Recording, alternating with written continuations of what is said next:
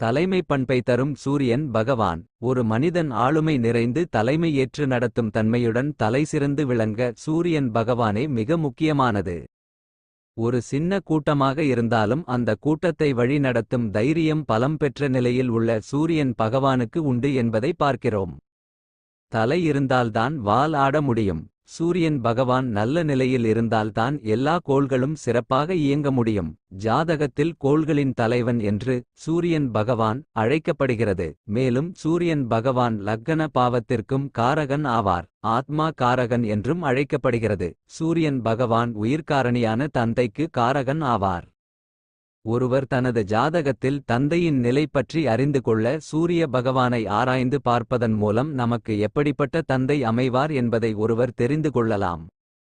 ஜாதக கட்டத்தில் தந்தை ஸ்தானமாக 9ஆம் இடம் விளங்குகிறது. 9ஆம் இட அதிபதி தந்தை ஸ்தான அதிபதி என்று அழைக்கப்படுகிறது. ஒருவர் தந்தை வழி உறவுகளை பற்றி சிறப்பாக தெரிந்து கொள்ள 9ஆம் இடம், அதன் அதிபதி மற்றும் காரகன் சூரியன் ஆகிய மூவரையும் ஆய்வு செய்து தெரிந்து கொள்ள உதவுகிறது. விதி என்று அழைக்கப்படும் லக்கணத்தை அடிப்படையாக கொண்டு ஜாதக பலனை ஆய்வு செய்து பார்க்கப்படுகிறது. விதி கெட்டால் மதி என்று அழைக்கப்படும் ராசியை அடிப்படையாக கொண்டு பலன் ஆராய்ந்து பார்க்கப்படுகிறது. விதி மதி இரண்டும் கெட்டால் கதி என்று அழைக்கப்படும் சூரியன் இருக்கும் இடத்தை லக்கணமாக கொண்டு பலன் அறியப்படுகிறது. ஒருவர் ஜாதகத்தில் சூரியன் உச்சம், மூல திரிகோணம், ஆட்சி, நட்பு போன்ற நிலைகளில் வலு பெற்று இயற்கை சுப கிரகங்கள் பார்வை அல்லது சேர்க்கை முறையில் தொடர்பு கொள்ள சூரியன் தரும் காரக பலன்களையும் மற்றும் அவரவர் லக்கணத்திற்கு ஏற்ற ஆதிபத்தியம் பலன்களையும் ஜாதகருக்கு கொடுக்கிறது.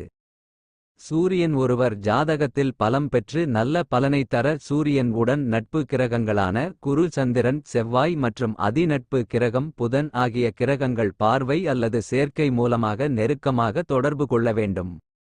சூரியன் உடன் நெருக்கமாக சுழன்று வரும் உள்வட்ட கிரகங்கள் புதன் மற்றும் சுக்கிரன் ஆகும். சூரியன் உடன் அல்லது முன்பின் 2 ராசிகளுக்குள் புதன் பகவானும் மற்றும் சுக்கிரன் பகவான் சூரியன் உடன் முன்பின் 2 ராசிகளுக்குள் வலம் வருகிறது. சூரியனை குறிப்பிட்ட பாகைக்குள்ளாக நெருங்கும் கிரகங்கள் அஸ்தமனம் அடைகிறது. சூரியன் பகவானை புதன், சுக்கிரன், குரு போன்ற இயற்கை சுப கிரகங்களை அஸ்தமனம் அடைய செய்யும் போது சூரியன் பகவான் வலுப்பெற்று நிற்கிறது. தன்னால் அஸ்தமனம் அடைந்த கிரகத்தின் பலனை தான் வாங்கி தனது தசையில் ஜாதகருக்கு கொடுக்கிறது. சூரியனால் அஸ்தமனம் ஆன கிரகங்கள் தனது ஒளி வலிமையை இழக்கும் போது அதன் தசையில் சிறப்பாக ஆதிபத்தியம் மற்றும் காரக பலனை தருவதில்லை.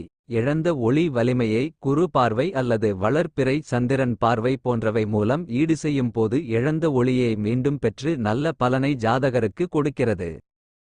சூரியன் பகவான் நன்றாக வலுப்பெற்று சுப கிரக பார்வை பெற்று தொழில் ஸ்தானமான 10ஆம் இடத்துடன் தொடர்பு கொள்ள மற்றும் சிம்மமும் வலுப்பெற்று நிற்க அரசியல் அல்லது அரசாங்க உயர் பதவியில் அமரும் வாய்ப்பு, தந்தை மூலமாக லாபம் போன்றவை உண்டாகும். சூரியன் பகவான் உடன் சனி அல்லது ராகு 8 பாகைக்குள் நெருக்கமாக இணைந்து நிற்கும் போது அல்லது சூரியனை சனி பகவான் பார்வை செய்யும் போது சூரியன் தனது வலியை இழக்கிறது. இந்த நிலையில் சூரியன் பகவான் தனது ஆதிபத்தியம் மற்றும் காரக பலனை இழக்கிறது. சூரிய தசை சிறப்பாக இருக்காது. சூரியன் உடன் சனி இணைந்து நிற்பதோ அல்லது பார்வை செய்வதோ தந்தை மகன் உறவு நிலையை பாதிக்கிறது. தந்தையின் நிலையை தந்தை ஸ்தானமான 9ஆம் இடம் மற்றும் அதன் அதிபதி ஆகியவற்றை கணித்து முடிவு செய்து கொள்ள வேண்டும். சூரியன் உடன் சனி அல்லது ராகு தொடர்பு அரசு வேலை கிடைப்பதில் தாமதத்தை தருகிறது. இதற்கு சிம்மம் வீட்டினையும் கணித்து பலன் தெரிந்து கொள்ள வேண்டும். புலர்ணமி அமைப்பில் சூரியன் தனது வலிமையை 2 மடங்கு பெறுகிறது. சூரியன் உடன் குரு இணைவு அல்லது பார்வையானது சிவராஜ யோகத்தை அள்ளித் தருகிறது. சூரியன் உடன் சந்திரன் 12 பாகை அளவில் நெருங்கும் போது அமாவாசை அமைப்பை பெறுகிறது. சூரியன் உடன் சந்திரன் 180 பாகை வித்தியாசத்தில் புலர்ணமி யோகத்தை அள்ளித் தருகிறது.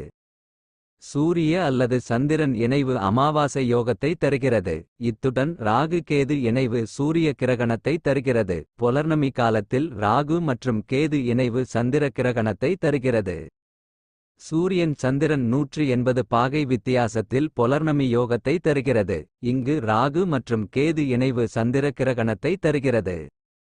சூரியன் சிம்மத்தில் ஆட்சி, மேஷத்தில் உச்சம், துலாத்தில் நீசம் ஆகும். சூரியன் நட்பு வீடுகள் தனுசு, மீனம், மேஷம், விருச்சகம் மற்றும் கடகம் ஆகும். சூரியனுக்கு பகை வீடுகள் ரிஷபம், துலாம், மகரம், கும்பம் ஆகிய வீடுகளாகும்.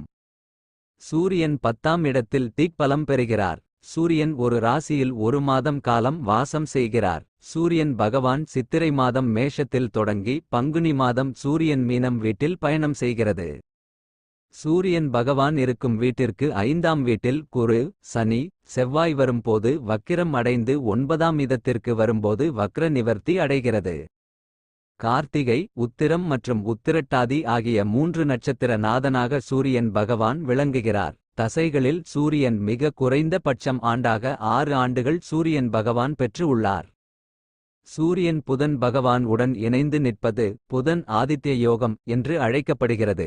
சூரியன் புதன் இணைந்து 1, 4, 8ஆம் இடத்தில் நின்றால் அந்த காலத்தில் மன்னன், ஆனால் இக்காலத்தில் அரசாங்கம் மற்றும் அரசியல் வழி நடத்தும் தலைவர் ஆக இருப்பார். ஒருவர் ஜாதகத்தில் சிம்மம் வீடு பாவத்துவம் இன்றி சிம்மம் அதிபதி சூரியன் வலுப்பெற்று பாவ தன்மை அடையாமல் இருக்க அரசாங்க வேலை கிடைக்கும்.